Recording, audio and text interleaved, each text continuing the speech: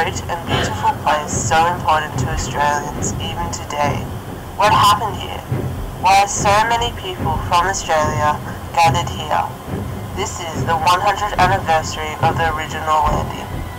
The first two Australians to die were Lieutenant Mordaunt Reid and William McGee. All those who died on that day, 620 Australians, they came from Western Australia, Tasmania, South Australia, and Queensland. Russia was our ally in World War I, and they were doing really badly in the war. They needed supplies, but the Turkish troops stopped Britain and France from delivering these to them. It was necessary to gain control of the narrow straits of the Dardanelles so that the shipping could go through. The first thing the British and the French attempted was to force the ships through the Dardanelles. However, this failed because of the Turkish guns on the peninsula. Now they saw the need to send troops to occupy the peninsula and capture the Turkish guns. The AAF was on its way to Britain to fight in France, but it was diverted to Egypt. This, of course, made it possible for the Australians and New Zealanders to quickly divert from nearby Egypt to Turkey. These men in this photograph bore the brunt of the Turkish machine gun fire as they landed on the beach and determined to climb up the steep beach to dig in and establish their trenches. By the evening of the 25th of April, the little cove, soon named Anzac Cove, was cramped with the wounded who had made their way down from the front line. The soldiers themselves believed that they would be taken off the peninsula because the task was so impossible. However, Sir Ian Hamilton was in the charge of the operation and said, "You have got through the difficult business. Now you have only to dig until you are safe." They did dig in, and 8,159 Australians died from the landing to the evacuation in November 1950. Over the months they were on Gallipoli, the men suffered extreme hardship.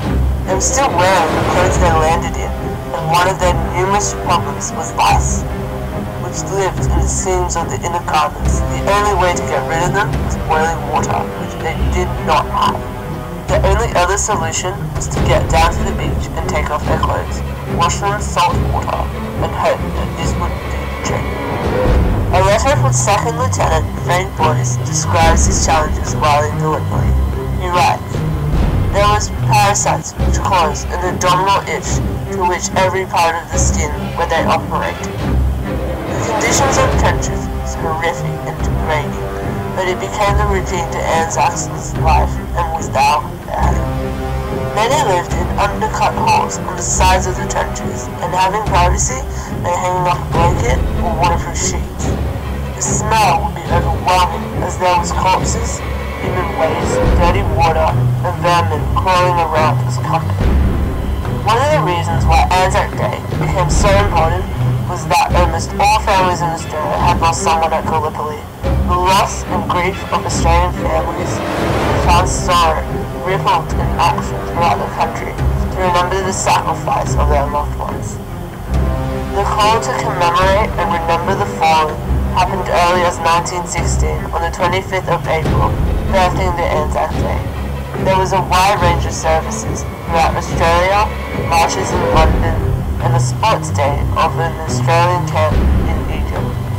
So we go back to our modern day Gallipoli, and we can finally and truly appreciate the celebration and remembrance of the Anzacs. We cannot forget the hardship, the struggle, and the fight on a tiny little beach 100 years ago, when Australians and New Zealanders joined and made the unspeakable sacrifices. That is surely at the heart of the Anzac story, the Australian legend which emerged from the law. It's not a legend, it's a legend not of sweeping military victories so much as triumphs against the odds, of courage and ingenuity in adversity. It is a legend of free and independent spirits whose discipline derived less from military formalities and customs than from the bonds of mateship and the demands of necessity. Created using Powtoon.